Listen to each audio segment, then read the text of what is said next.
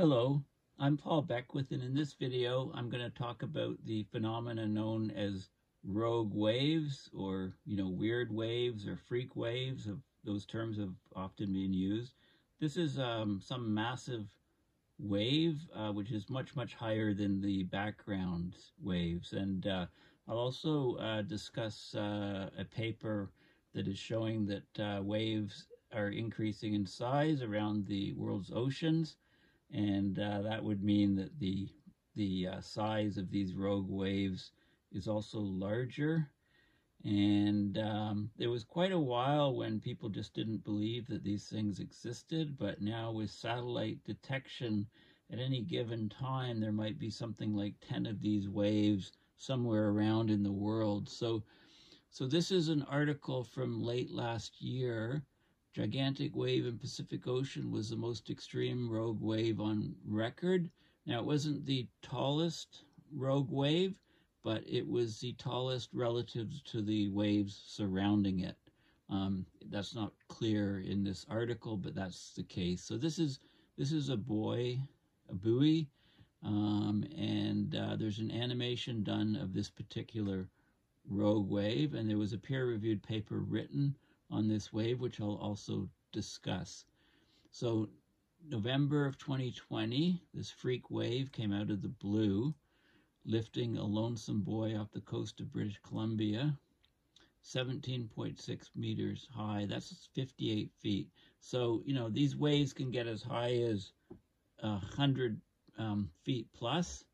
There's even been some anecdotal evidence that say that some of them have been that some of them have actually caused damage 200 feet high up on a lighthouse that was on a cliff, for example. I'll talk about some of those waves in history. Also, a number of the ship sinkings, in the 70s and 80s and beyond are attributed to these rogue waves, and ships just disappearing and so on. So 17.6 meters or 58 feet, that's 4 stories. It was only confirmed a few years later as being the most extreme rogue wave ever recorded, and this is relative to the background sea.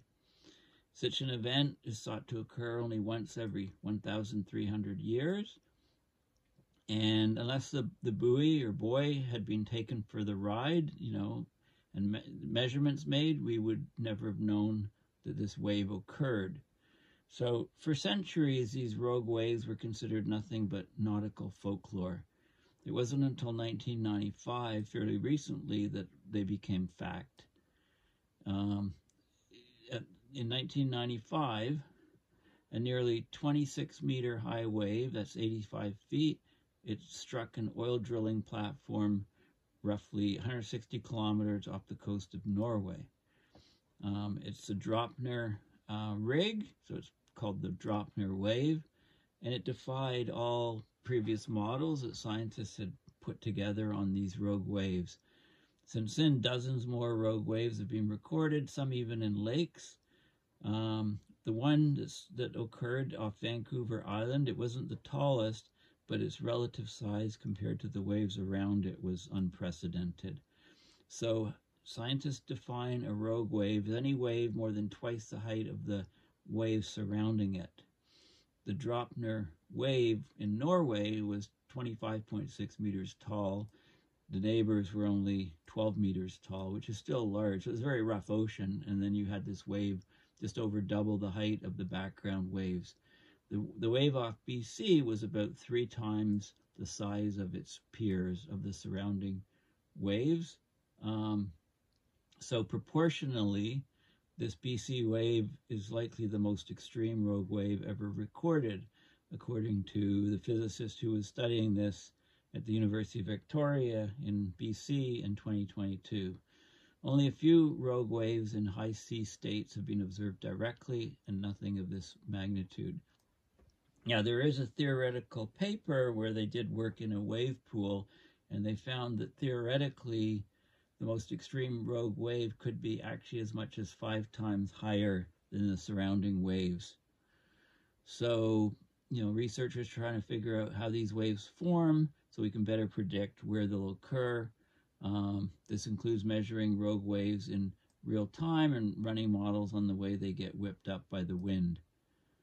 Okay, so even when these freak waves occur far offshore, they can still destroy marine operations, wind farms, oil rigs, also ships. If they're big enough, they can put beachgoers at risk if they happen near coastlines. So some ships that went missing in the 70s are now thought to have been sunk by these sudden looming waves. The leftover floating wreckage looks like the work of an immense wave, basically. A 2020 study predicted that the wave heights in the North Pacific are going to increase with climate change, so that suggests that the height of these waves, rogue waves, will become even higher, based on our understanding of how they occur from a superposition of other waves and some other nonlinear factors. So this was, so let's talk about the papers, but first let's look at the Wikipedia page on the list of rogue waves. So these are, so it talks about sort of a bit about the background. This is a Dropner wave, a single giant wave measured on New Year's Day in 1995. So, look at the wave, the fluctuation, right? And then you get this massive freak wave. And previously, these waves were considered near mythical. Okay, so these are known or suspected rogue wave incidents. So before 1950, so March 11th, 1861, there's a lighthouse on Eagle Island off the west coast of Ireland. It was hit by a large wave that smashed parts of the lighthouse, 23 panes, and it damaged the reflectors at the top of the lighthouse. In order to damage this uppermost part of the lighthouse, the water would have to surmount the seaside cliff, which was 40 meters or 130 feet high, and then the lighthouse itself, which is 26 meters high or 85 feet high on top. So add these two numbers together, we're talking about a whopping 66 meters or 215 feet above sea level. There was wave water damage on this lighthouse. So these waves can obviously be enormous, if you can believe, this report. 1865, 3 huge waves approached and swamped this ship. Okay, it doesn't say how high they think the waves were. 15th of December, 1900. I think there's a movie on this.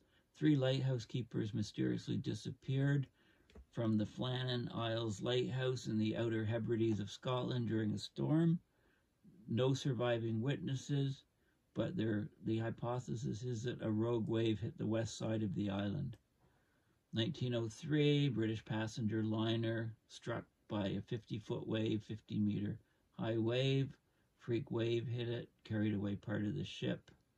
Another steamship, 211 passengers, disappeared without a trace south of Durban, South Africa. It's been attributed to, the most plausible theory is a rogue wave causing it to capsize or flood the cargo holds, basically sinking it almost instantly. It'd be interesting if, that ship was ever discovered on the seafloor. Maybe you could assess and see whether it has the damage coming from a rogue wave. The Lusitania, a very famous ship, 1910, it was hit in the Atlantic Ocean, west of Ireland. The windows on the bridge and pilot house, 75 feet above the waterline, were damaged. So water reached the top of the wheelhouse, which is 80 feet, 24 meters above the deck of the ship. So it was just a massive wave. A lighthouse keeper in December 1914 saw a wave at the level of the Lantern, 175 feet above sea level. This is just anecdotal. Maybe that lighthouse keeper, had a few too much, was into the drink too much and, saw this. So it's anecdotal, but it kind of jives with some of these other numbers. Although this was a lighthouse keeper too, right? So claiming, but I mean, that was physical damage, apparently almost, over 215 feet above sea level. So it kind of, you know, maybe these waves at that level do exist. I thought about 100 feet was the maximum, but maybe it's even higher. A British battleship gets severe damage, 2 waves hit. This is interesting. 1916, Ernest Shackleton, very famous polar explorer, was sailing a small boat in the Southern Ocean. He saw what he thought was bad weather coming from the west, then realized it was what he thought was a line of clouds was actually the crest of a single enormous wave that struck and nearly swamped the boat. The biggest wave he'd ever seen in his life. Right, and there's lots of other incidents here during storms. Oilers, you know, the crew triangulated the height, 112 feet. So we know for sure, you know, 100 plus is reached. There's a couple anecdotes. You know, here's a 92-foot wave.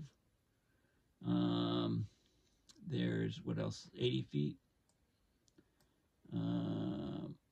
The Edmund Fitzgerald, okay, went down. There were some massive waves that hit it during the gale. Maybe it was a rogue wave that hit it. All the crew perished. 72 foot, right? I mean, these are damages well above sea level on these ships. Let's just look at some. There's 66 feet, 28 meters, 92 feet, 47 meter. Here's it. The Fastnet Lighthouse off the south coast of Ireland was struck by a 47 meter high, 154 foot high wave in 1985. Okay, so well over 100-foot waves are seen. It's interesting that it's been the 3 lighthouses where you're talking about almost, you know, 154 feet one, and 200 and over 200 feet another one, and you know, similar on a 3rd lighthouse. But I mean, lighthouses stuck in the middle of the ocean, you know, they're there 24/7, so they're likely to see more than their share of, more than what a ship would see, of course. It happens to be in the wrong place at the wrong time. Queen Elizabeth II, very famous British passenger ship. It encountered a 29-meter, 95-foot wave during a hurricane in the North Atlantic in September 1995. Her master said it came out of the darkness and looked like the white cliffs of Dover. Good job we didn't have a Poseidon adventure type situation occurring. The ocean liner attempted to surf the nearly vertical wave in order not to be sunk or tipped over. 120 foot, 37 meter high rogue wave, documented by a rescue helicopter. Right, and they're all over the world. Okay, there's a whole lot more. So, you know, even, you know, recent ones. Holland America's cruise ship hit by 2 12-meter, 39-foot tall rogue waves near Cape Horn. 26-foot, 7.9-meter wave. A buoy, 45 meters, 148 feet of water. Oh, it was moored. It recorded a 17.6 meter, 58-foot tall wave. Viking cruise ship, September 2023, a suspected rogue wave or sneaker wave smashed into a beachside restaurant in South Africa. That was filmed, basically. Okay, there was a story saying that 200 large ships have been lost to freak waves in the past 2 decades. That was published in the Times in May 2006. 200 large ships of 600 feet long or more in the past 2 decades have sunk without a trace. At the time this claim was made, there were 142 modern ships of that size lost at sea, all with clear known sources. Okay. Okay, so there's a lot of interesting facts on these ships in Wikipedia and these waves. APS, which is a physics publication, was talking about the confirmation of these existence of rogue waves in January 1st, 1995. It gives more detail on this oil rig, which you can measure the pressure, you know, in order to keep the thing stable. You measure the forces, the down forces, up forces. This is the Dropner oil drilling rig. So when the wave came, it pushed this thing up this way, so that would greatly increase the force here and decrease the force here. Okay, and they could measure that, so they could measure how the structure reacted. So for centuries, scientists believed these rogue waves were a myth, despite eyewitness accounts from returning mariners. The 19th century French explorer and naval officer Jules Dumont d'Urville made a name for himself as a botanist and cartographer, sailing around the world on various expeditions. He was very famous and prestigious guy, but when he reported seeing rogue waves over 100 feet high on his voyages, bolstered by 3 eyewitnesses who were with him, his claims were dismissed. The prime minister at the time publicly ridiculed him. Okay, so it was really hard to believe these were tall tales. With the advent of steel-hulled ships in the 20th century, the probability of survival increased dramatically, so did the number of reported sightings. A lot of ships in the past, you know, the wooden ships, would have just been sunk, right? So no reports. Scottish oceanographer Draper, he wrote the first scientific article about rogue waves, called them freak waves, in 1964. He based his, so he collected data, and at the time the highest wave recorded was about 67 feet. Most oceanography books didn't even mention the possible existence of rogue waves, right? It was still like old sailors' stories and stuff. The first real measurement of a rogue wave occurred on January 1st, 1995. It was recorded by a laser detector on the Dropner oil drilling platform owned by Statoil, which is about 100 miles off the coast of Norway.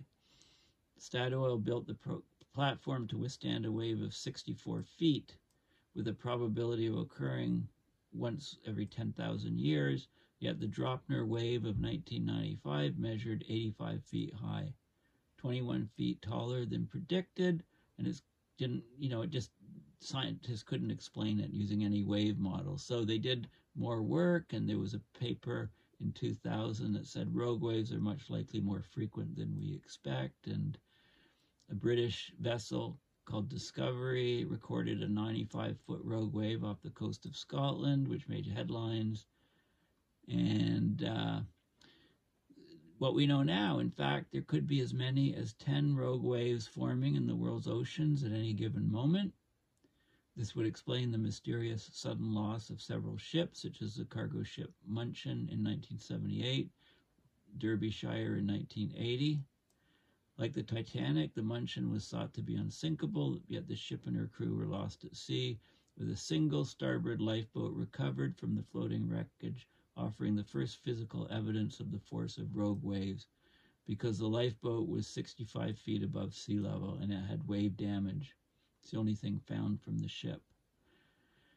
There's a catalog of all these historical incidents. They call some of these incidents Three Sisters, in which 3 large waves form at the same time, can strike a vessel in quick succession, creating a large backwash and overloading a ship's deck with water. So, one theory is that the SS Edmund Fitzgerald, very famous 1975 shipwreck in Lake Superior, there's a ballad by Gordon Lightfoot about the Edmund Fitzgerald. So that may have been due to this Three Sisters phenomena, 3 waves combining. Okay, so it's a very active area of research. We're seeing rogue waves not just in oceans and lakes, but in liquid helium in the lab and in microwave cavities. I guess in laser cavities too, maybe. There may even be super rogue waves that can appear suddenly in seemingly calm seas and engulf unsuspecting ships. So get a load of this.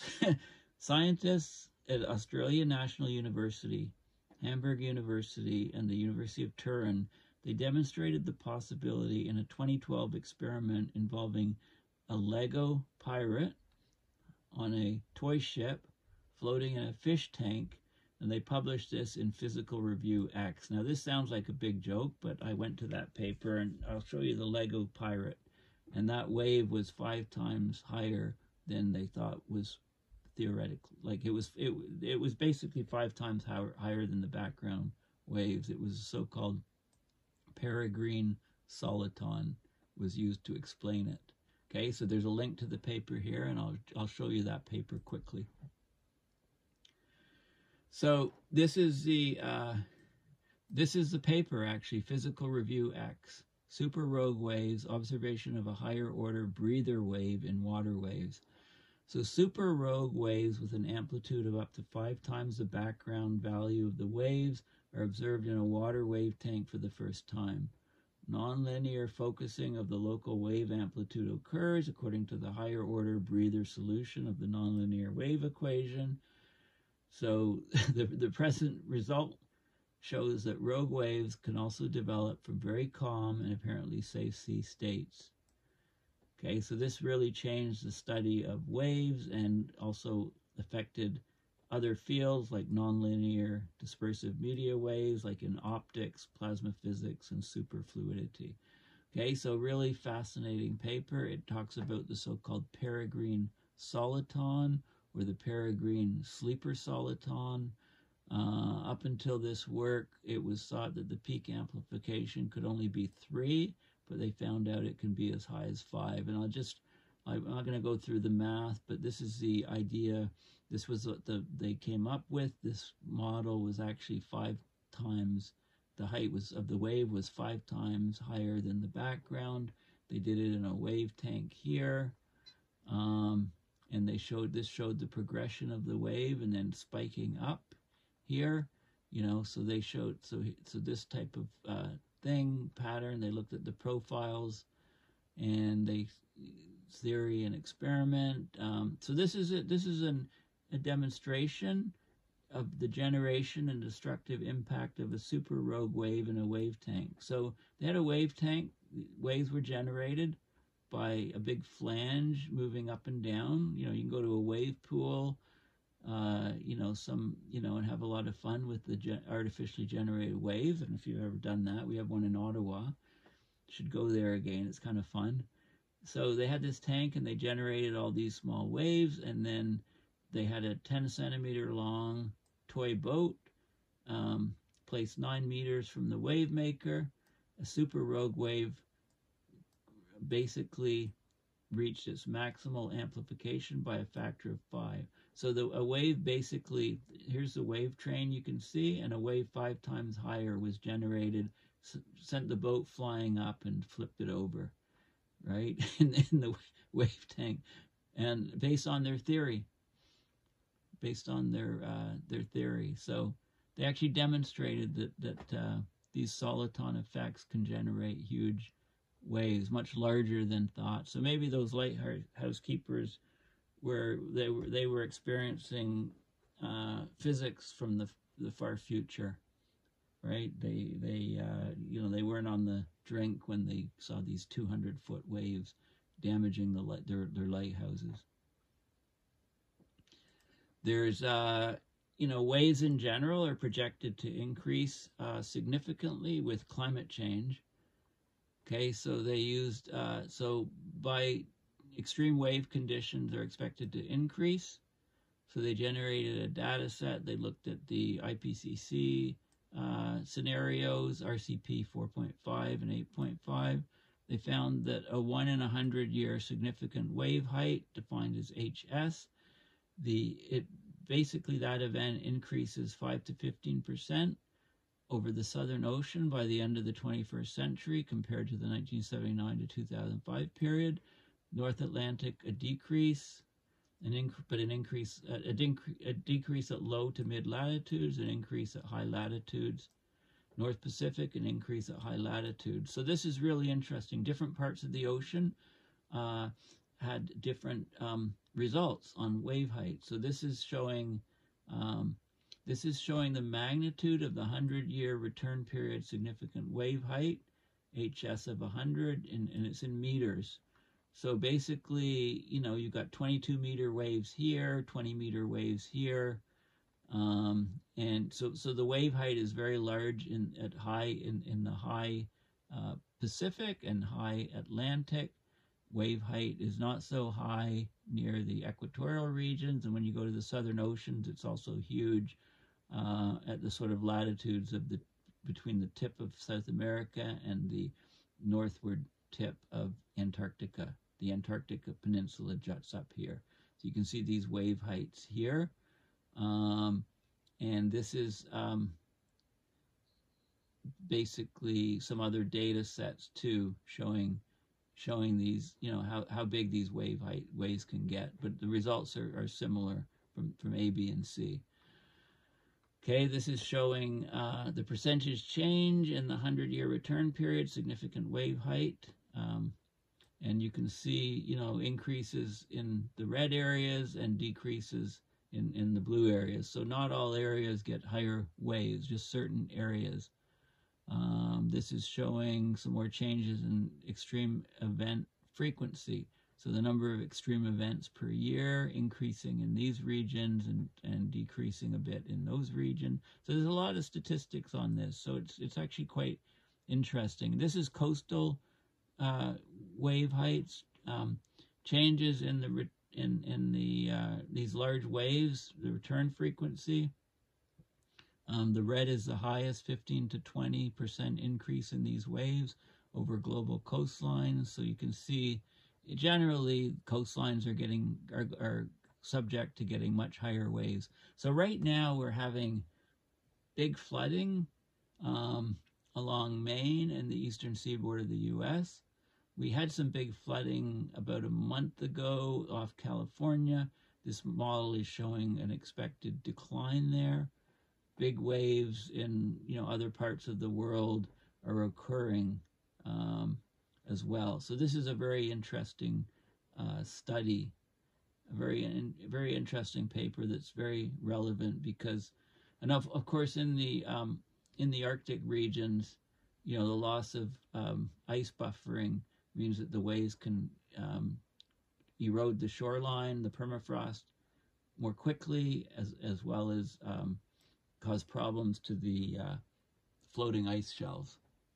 Okay, so it's a very open source, very interesting paper, oceanography paper. And basically, this is the paper, again, open source, that was talking about, you know, winding back to the start, this gigantic wave off British Columbia, right? Much higher. So this was 3 times higher than the background. Remember the Lego pirate on the boat? That paper that showed that theoretically you can get 5 times higher, but this is the highest reported. And the paper is here that talks about the you know, the rogue waves. So I'll just look at the abstract first. So rogue waves are individual ocean surface waves with a crest height eta or a trough to crest height h that are large compared to the significant wave height hs of the underlying sea state. So 2.2 times higher if you talk just about the trough to crest height, 1.25 higher if you just talk about the ratio of the crest height. Okay, the physics of rogue wave generation and the potential of reaching the rogue wave risk, they're open questions right now.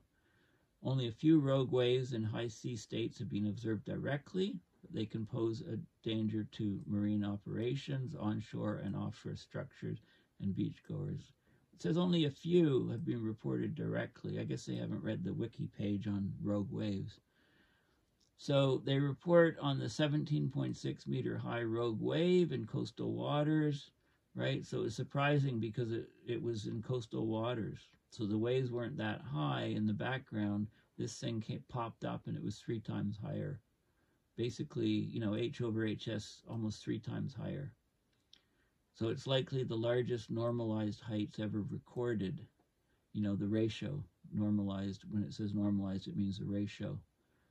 Okay, so simulations of random superposition of Stokes waves in intermediate water depth show good agreement with the observation.